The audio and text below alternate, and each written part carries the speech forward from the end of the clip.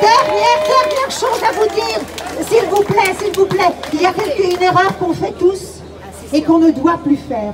Nous ne devons plus avoir dans nos bouches le mot vaccin. Il n'y a que 4% des vivants qui sont utiles pour les faire vivre ces oligarques là-haut.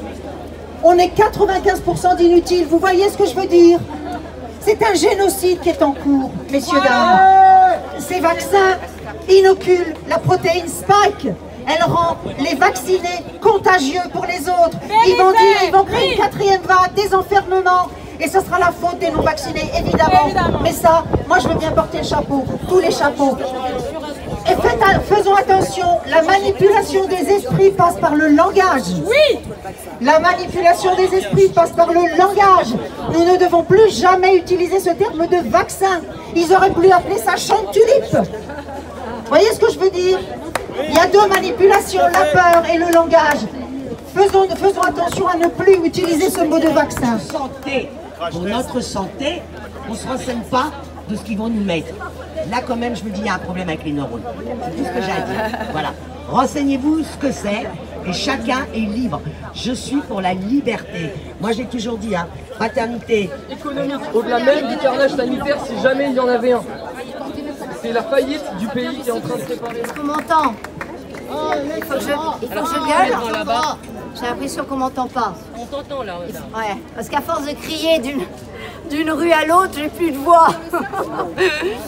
Mais là, il faut... En plus, j'ai même pas envie de crier, j'ai envie de pleurer. Parce qu'effectivement, on voit bien à chaque fois les hécatombes qui sont en train de se passer dans un silence assourdissant. Moi, Bah oui, c'est-à-dire, il y a des drames humains. On en a marre, on n'a plus le sourire. On n'a plus le sourire, on n'a plus le sourire, c'est tout à fait dramatique. Non, mais moi j'aime bien qu'on interagisse. Moi ça ne me dérange pas parce qu'en fait, moi je ne représente rien d'autre qu'une autre citoyenne parmi vous. Bravo. Je suis rien du tout, je ne suis pas une star, je suis effectivement une chercheure passionnée par ce que je fais, mais je suis rien de plus que vous et j'ai une égalité totale envers vous face à toutes ces injustices qu'on est en train de vivre. Donc c'est tout à fait dramatique parce qu'on n'a pas à nous imposer des traitement, soi-disant, d'ailleurs je ne sais pas très bien ce que ça traite finalement en ce moment, parce qu'on est en train de nous parler de variant Delta et Israël est en train de nous expliquer en long, en large, en travers que ces injections ne fonctionnent pas sur le variant Delta. Donc qu'est-ce qu'on est en train de traiter? Je ne sais pas ce qu'on est en train de traiter, si ce n'est que notre soumission à ce que notre corps ne nous appartienne plus pour un acte médical. Mais quelle est cette aberration-là? Alors c'est non. Oui, c'est non, et je sais que j'ai déjà épelé ce mot de 3 lettres, mais qui est tellement fondamental pour nous, parce que c'est notre existence. J'ai toujours demandé aux gens qu'ils ne me marchent pas sur les pieds. Lorsqu'ils me marchaient sur les pieds, je leur disais, attends là, tu es en train de me marcher sur les pieds. Et ça, c'est non. Eh bien, vous, individuellement, face à toutes les pressions que vous êtes en train de vivre, vous devez dire non. N-O-N, ça c'est mon pied, c'est mon corps, c'est non. Parce que votre projet, il est avec un produit expérimental. C'est trop grave. L'Assemblée nationale, nos députés sont en train de discuter de notre sort. Mais est-ce qu'ils ont conscience qu'il s'agit non pas de notre sort, mais de notre corps? Mais en quoi ils ont à discuter de notre corps? Quelle est l'urgence sanitaire qui exige qu'il... Alors effectivement, l'urgence sanitaire, bien on a bien vu, il y a une augmentation des cas, c'est vrai. Ça ne faisait que baisser. Oui, mais ne parlons que des cas. Ça ne faisait que baisser depuis des mois et des mois. On était tombé à du réseau Sentinelle, on était tombé à 0,3 cas pour 100 000 habitants. 0,3 cas, ça voulait dire que c'était terminé. C'était terminé et comme par hasard, on vaccine de folie. Et qu'est-ce qui se passe? Et ça, j'ai bien alerté sur tous les plateaux télévisés. On m'a expliqué que j'avais rien compris. À chaque fois qu'il y a eu un début de campagne de vaccination, et je le martèlerai jusqu'à ce que les gens le comprennent, il y a une reprise des cas et des décès. Exactement. Merci. Et il n'existe pas de contre-exemple. Alors je sais bien que l'imputabilité, on ne peut pas la dire et qu'on ne sait pas bien, on ne peut pas dire la cause, etc.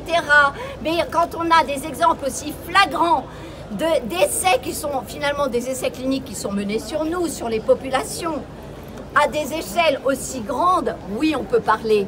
Et là, on vient de s'apercevoir, le CDC vient de se rendre compte que, oh, ils avaient oublié 6000 décès à rapporter, ce qui fait un doublement complet du nombre de décès rapportés aux États-Unis. Mais c'est invraisemblable ce qu'il se passe. Bah c'est 6000. Oh, j'ai oublié, c'est 6000 de plus.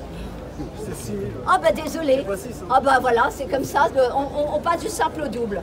Donc voilà ce que les gens, et les gens n'en ont pas conscience. Ceux qui se font vacciner en ce moment n'en ont pas conscience. Et la dernière mode de toutes les jeunes filles de Paris, c'est d'avoir un petit autocollant comme si elles avaient 4 ans. Mon petit autocollant de pansement. Mais à quoi elles jouent? À quoi elles jouent? Je dis à ces jeunes femmes, ces jeunes filles, que quand on a ouvert le corps d'une femme qui avait reçu ces injections d'ARN, quelle ne fut pas la surprise d'en retrouver plein les ovaires. Et ça, c'est quand même quelque chose qu'on sait.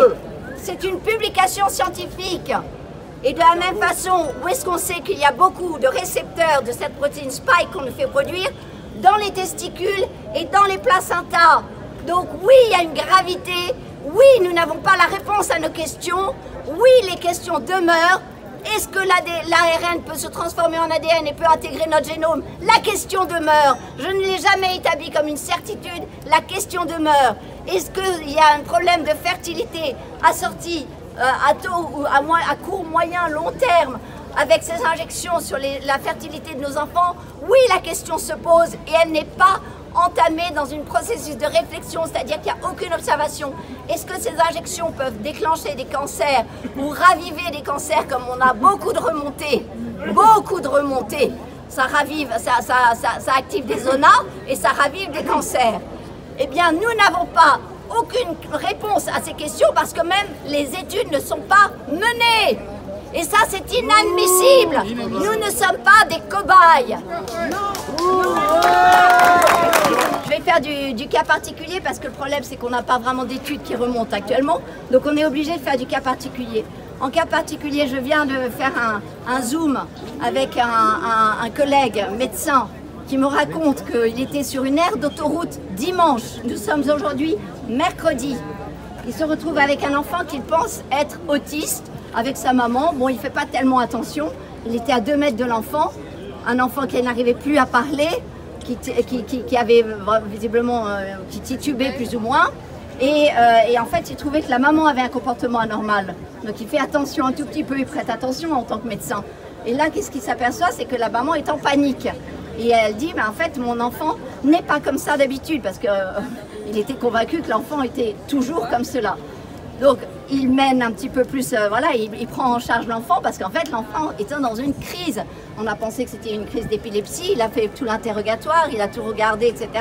Et là, il s'est dit, mais non, c'est autre chose. Et petit à petit, à force de poser des questions, l'enfant, vous savez quel âge il avait? 12 ans. Et qu'est-ce qu'il venait de recevoir? 2 doses de Pfizer. Il partait en vacances sur une aire de parking. Son état semble s'être amélioré depuis, on espère. Combien de temps, on ne sait pas. N'empêche que cet enfant avait au moins transitoirement perdu l'usage de son bras, n'était plus en capacité de parler. Et donc ça ressemble énormément à des petites micro-thromboses, des AIT pour le personnel soignant qui est ici. Et que je salue, dont je salue l'honneur, ainsi que les pompiers et tout le personnel. Tout le personnel, tous les gens qui sont au contact de ces accidents. C'est qu'ils n'attendent qu'une chose de nous, c'est un acte de violence, de désespérance.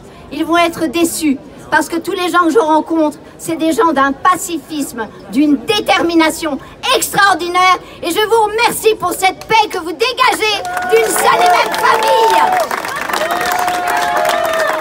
La capacité de renverser cette situation. Vous êtes tous